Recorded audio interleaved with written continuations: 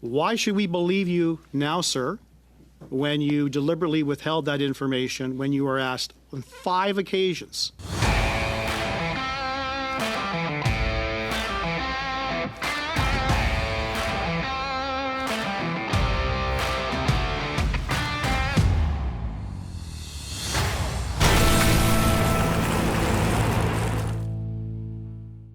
Welcome back to Northern Perspective, everyone. I'm Cypher. And I'm Fox. Today in question period, Conservative MP Stephanie Kuzy asked quite the question, and it was so provocative that we decided not to record a question period video first. Let's take a look. The member from Calgary-Mindapore. Damning new information revealed today shows that ArriveCan contractors submitted receipts to the government for a company that doesn't even exist. Wow. This investigation already includes allegations of identity theft, forged resumes, contractual theft, fraudulent billing, price fixing, and collusion in the creation of the $54 million ArriveCan app. How much worse can this boondoggle get? Simple question, which Liberal insiders got rich? Who got rich? Yeah. So, naturally, this piqued our curiosity and we went hunting. What we found was a meeting held today by the Standing Committee on Government Accounts and Estimates, where they were continuing an investigation on the Arrive Scam app scandal. As you may recall from our Arrive Scam expose video, we told you that the 2 employees from the Bottler organization submitted 2 separate complaints to the Canada Border Services Agency, or CBSA. The first of these was on September 27th, 2021, when John Oskowski was president of the CBSA. The second of these was submitted after he had resigned and Aaron O'Gorman was president, yet only one of these complaints was acted on. This would naturally prompt questions from anyone. So it's a good thing that the committee called both the past and current president to testify, which is what we're about to look at today. Let's get to it. Given the nature of the allegations, specifically allegations of misconduct by officials at the CBSA in the context of procurement, I referred the matter to the agency's Professional Integrity Division, who, following their initial review and consultation with me, referred it to the RCMP. Should there be findings of criminality, I would expect the RCMP would pursue them. If there is found to be misconduct, the CBSA will take appropriate action. En janvier 2023, la vérification. In January 2023, the Auditor General launched a performance audit of ArriveCan. We have facilitated the Auditor General's work, and we will continue to do so. But let me assure you that I am not waiting for the outcomes of these processes to take action. It was clear that improvements were required with the procurement function at the agency.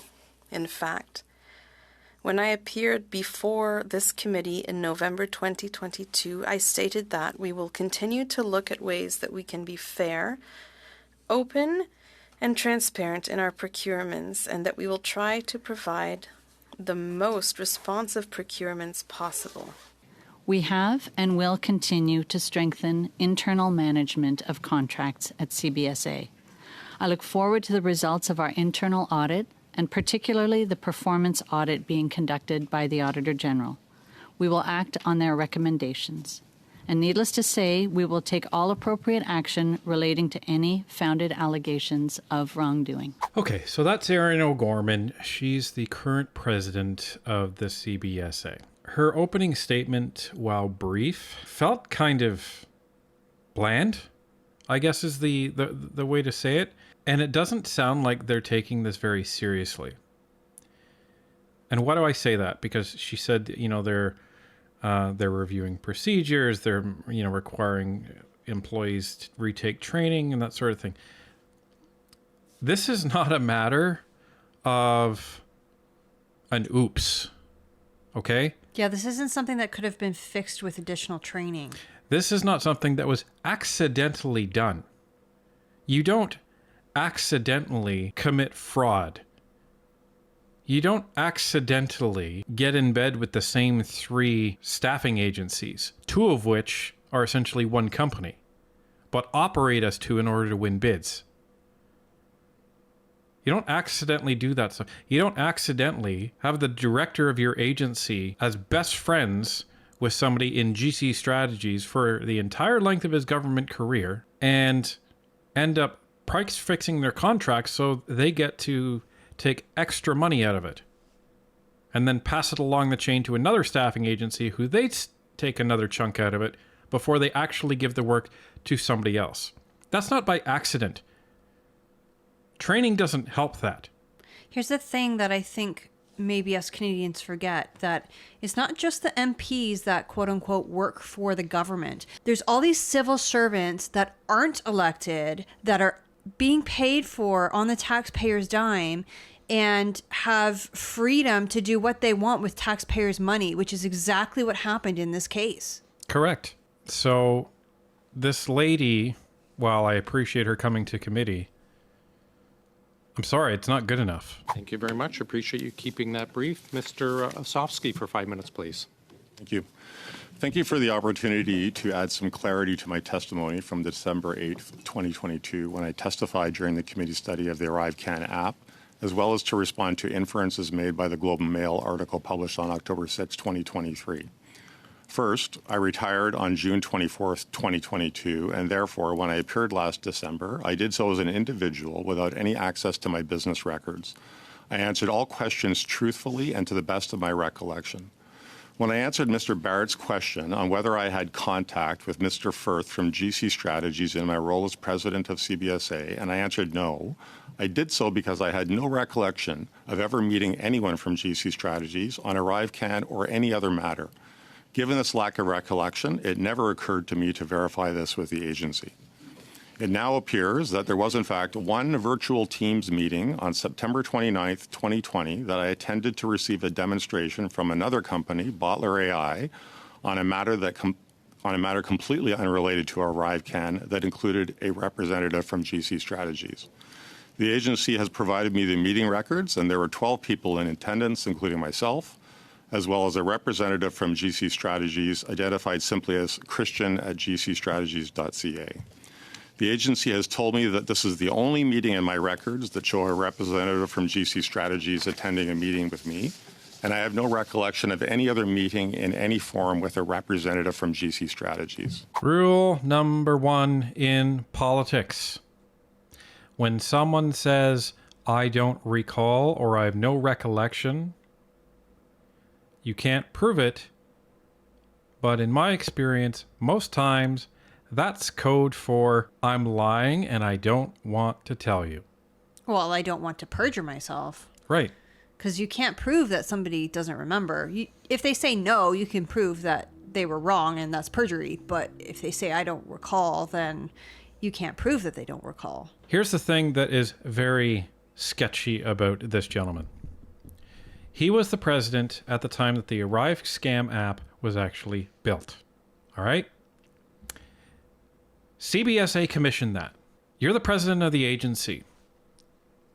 You're going to be seeing the budget and the invoices for everything that is that expensive, okay? He has to sign off on them. You're telling me that this guy saw these invoices coming in and said, oh, that looks reasonable to me. $54 million? Really? Now, if you're interested, you can actually see the breakdown of the ArriveCam app on the CBSA website. Here it is.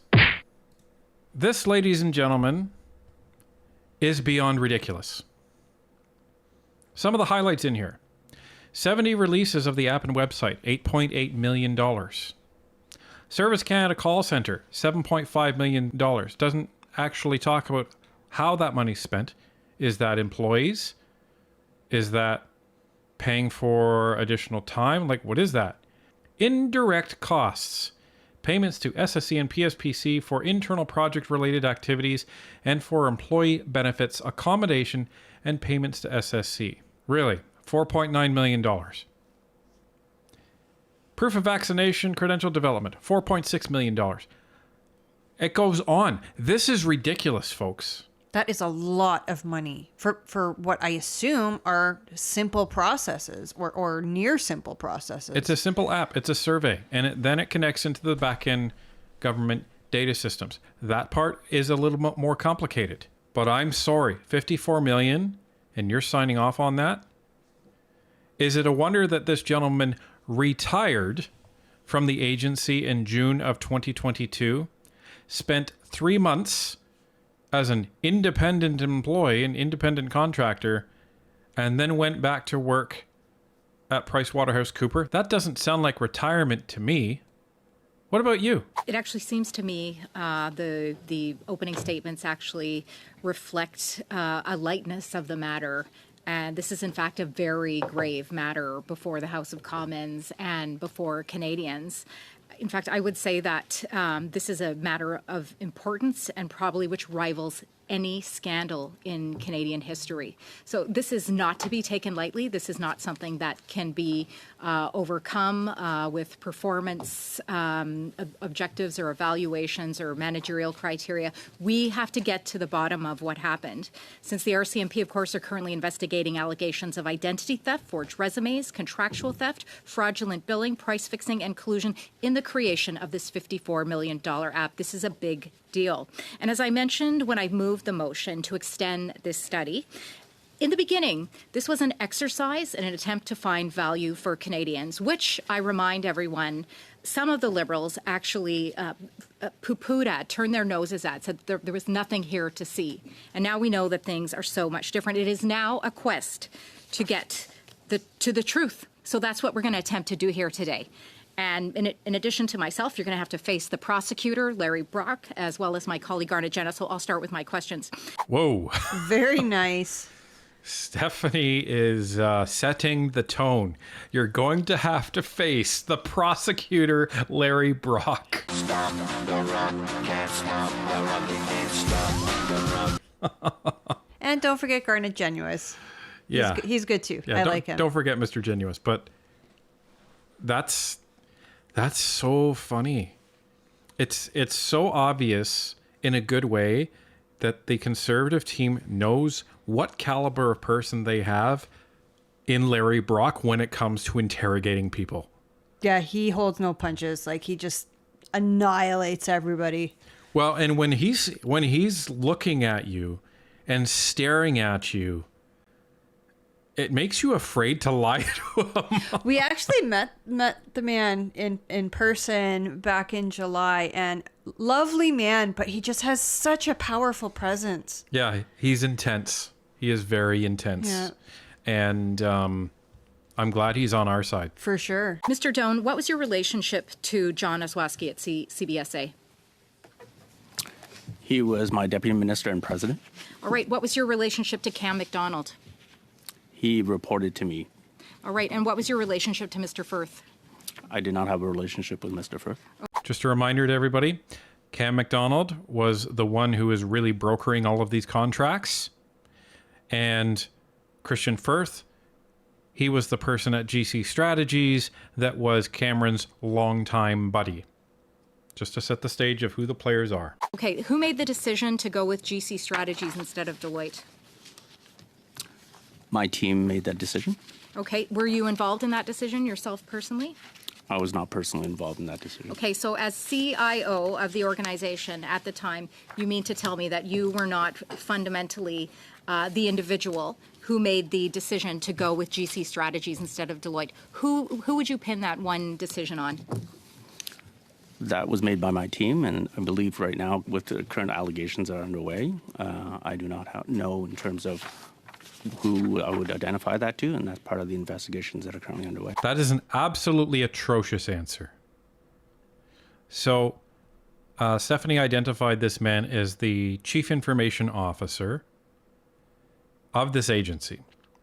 You're talking $54 million in contracts, and the CIO didn't have a hand in choosing who the vendor was. That's extremely suspicious considering this was a technology app. You know, it's not like they were ordering a boat or something. Like it was it was technology. It would be under this person's umbrella. At the risk of patronizing some of you, the role of a chief information officer in an organization is that they are accountable for all technology decisions made within that organization. So this individual, as CIO of the CBSA, he's accountable for all of the technology, that those 180 systems that Aaron O'Gorman was referring to. That's his job. He is ultimately accountable for that.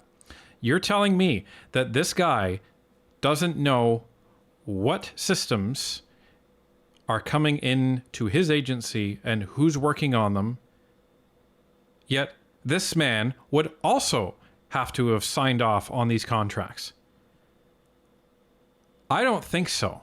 Mr. Oswowski, I appreciate you coming here and attempting to clarify your name. So again, I will ask the question that was asked before of my colleague, Michael Barrett. Now that you have recollection, did you have any communication with GC Strategies? I attended a meeting, as I described in my opening statement, with Bottler AI, and Mr. Firth was in attendance at that same meeting. Did you have any communication with Mr. Firth personally? Absolutely not. Okay. Ms. O'Gorman, have you ever communicated with Mr. Firth? I have not. Notice the difference, everybody. So he knows for a fact that he didn't have any direct communication with Mr. Firth, but he doesn't recall if he's met with him otherwise. So he's speaking concretely to what he knows there is proof of. He's speaking vaguely as to what there is questionable or... something that could come back to bite him. Yeah, non-evidence-based circumstances. When did you first find out about this RCMP investigation? Well, I referred it to the RCMP. Okay. Why did you not refer it in 2021, or why was it not referred between the two of you in 2021? Whoever would like to ask when Bottler first came with their concerns. There were no allegations raised to me before I retired in June 24th of 2022. What was the role of Mr. McDonald in obtaining the services of GC Strategies? How would you describe his role specifically? Mr. Doan? Just a brief answer, please. He was the Director General in charge of innovation. Thank you, Chair. If Stephanie seemed a little rattled in that, it's because she was trying to get through as many questions as she could within her time. So she was doing some rapid fire questions. And I gotta say, John Oswowski, he seems irritated to be there. Well, I think he feels the noose tightening around his neck. Yeah, I think so. Mr. Brock, for 5 minutes, please. Thank you, Chair. A question to both Ms. O'Gorman and Mr. Osowski. There are two basic principles when witnesses appear at parliamentary committee. Although you're not sworn to tell the truth, there's an expectation that all witnesses that appear tell the truth and give fulsome answers. Yet both of you testified before committee on December the 8th, 2022, and made zero reference to the RCMP investigating this matter, correct? So yes or no, is that correct? it's not a yes or no. Ms. O'Gorman, did you advise committee on December the 8th, 2022 that the RCMP was investigating? Oh. He's not letting her get away with it. Oh. He's holding her feet to the fire. Already. So you didn't see it, but we just spent a couple of minutes taking a look at what happened on December 8th, 2022. And through Fox's sleuthing, she was able to find the transcript for that meeting. And that meeting was with this same committee. And there is no mention of the RCMP during that meeting. We'll put a link to that transcript from December the 8th in the show notes, but you can't prove a negative. We did search the entire document, and there was no mention of the RCMP. Yes or no? We were in discussions yes and or no, Ms. passing O'Gorman? information to the RCMP Ms. O'Gorman, through yes or no? December and I'll January. take that as a no. On Mr. the Bottler Osowski, AI. Point of order, question Mr. to Chair. you, sir. Mr. Chair, if my colleague could just permit the witness to answer the question. That is for the benefit of all of us. Yeah, I appreciate that is not a point of order. We do have, it is the member's time, and we would ask that our witnesses answer questions. Mr. Please go ahead. Osowski, on December the 8th, 2022, you did not volunteer that the agency and the contracts that were awarded by the agency and the consultants were under RCMP investigation. Yes or no? I was not aware of any allegations. I was not aware of any allegations. Well, I guess that kind of makes sense because he wasn't the president at that time. So Osowski does get a pass on that, but for him to not be aware of any allegations of misconduct based on the September 21st complaint is completely ridiculous. Now, you also were asked not less than on 5 occasions about your knowledge of GC Strategies, and in particular the owner or the president of GC Strategies, Mr. Firth. And on each of those 5 occasions, you denied knowledge.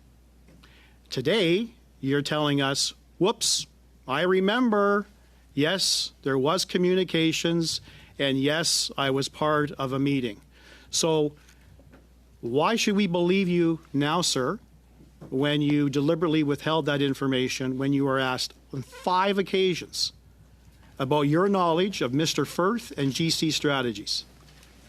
Mr. Chair, I did not deliberately deny anything. I was made aware of this when Mr. Curry actually reached out to me on LinkedIn to say he was working on a story about this. I told Mr. Curry that I had not verified any of my testimony with the agency. I did not have any access to my business records, and to the best of my recollection, I answered truthfully that I had no recollection. Thank you, quite Mr. frankly, I Osowski. still have no recollection of Mr. meeting Mr. Firth. Osowski, you were asked very early on in your meeting by my colleague, Mr. Michael Barrett.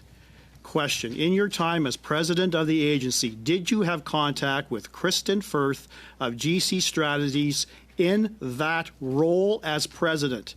Now knowing that you had a Zoom call meeting with Mr. Firth of GC as well as the principals of Bottler. So you said on record, sir, over a year ago, no, that was wrong. That was a misleading statement to committee, correct? I had no intention of making any misleading I don't care statement. what your intention, sir.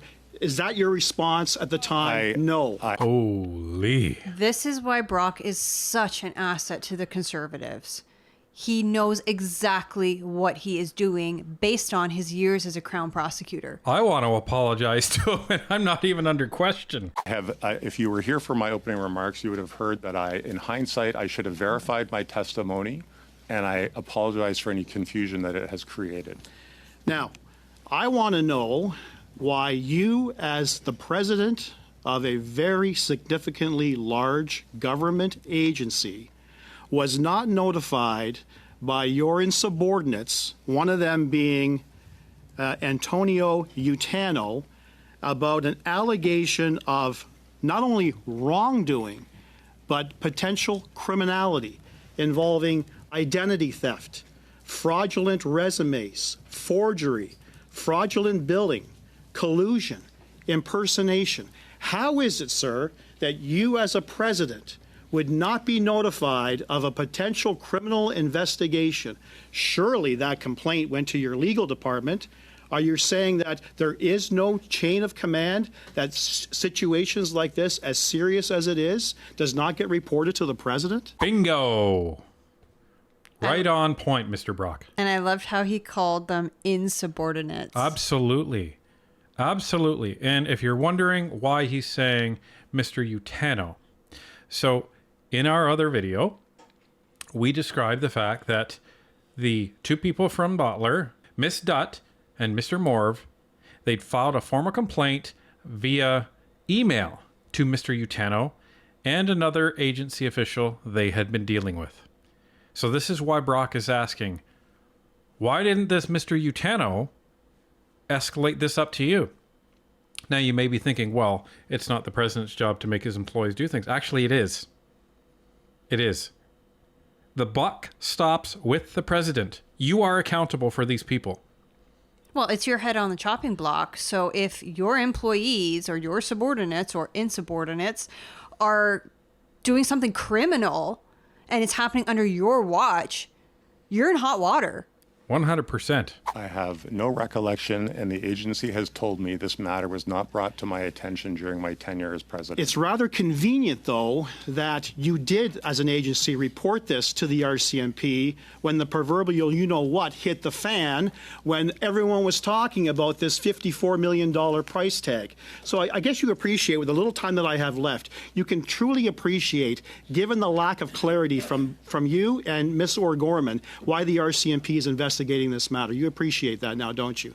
I understand the significance of the allegations, and if it had been raised to me, then I would have done the same thing as Ms. O'Gorman. I would have done an investigation, and if needs so, I would have referred it to the RCMP. But it was not. Meaning you are an incompetent president. Or he's lying. Or he's lying. And again, he looks agitated. He's sweating. Mind you, how can you not when you have Brock coming at you like that? Ms. Gorman, how long have you worked for the Government of Canada? Perhaps 23 years. Okay, in 23 years, how many times have you referred files to the RCMP? I don't recall ever referring a file to the RCMP. Okay, thank you. This scandal is fairly simple for the public to understand. You've got two people who run a company with 0 other employees. They get hired by the government. They do no IT work. They subcontract the work. And they get a big cut for themselves, over $11 million on ArriveCan alone. The government chose, for some reason, to hire these two middlemen who did no IT work to then hire someone else, and they got over $11 million in the process.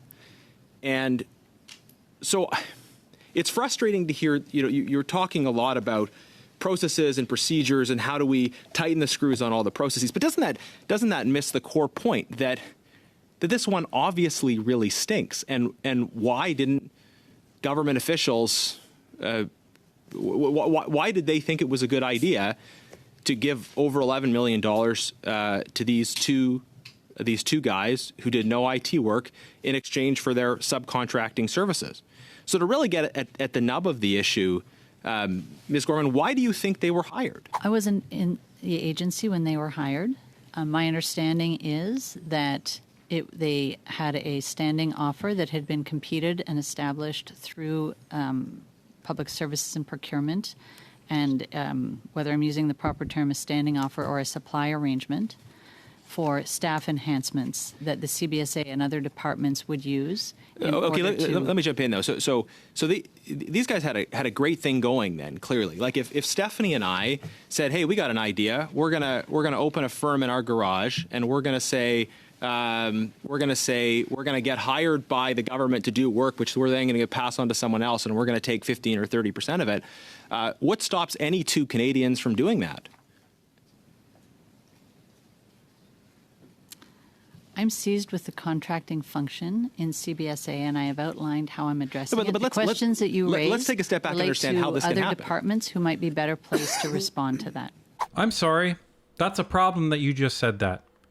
Because you just said that everybody in your organization has had to take retraining on the entire procurement process. Ergo, you should know the answer to that question, lady. You come off all high and mighty and try and pass us off like this is nothing. And we've mandated that everybody take retraining on the procurement process. Well, that includes you. And you should know the answer to these questions because guess what? You're the president. I just want to say I love how Mr. Genuous always asks things in such a straightforward and understandable way.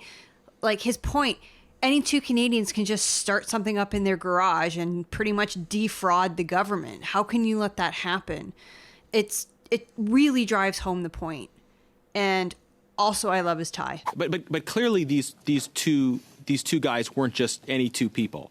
Clearly they had access to someone or something that allowed them to get paid by the government to do nothing. Is that not a reasonable inference?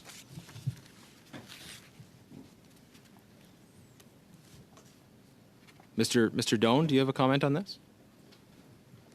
Who made the decision? Those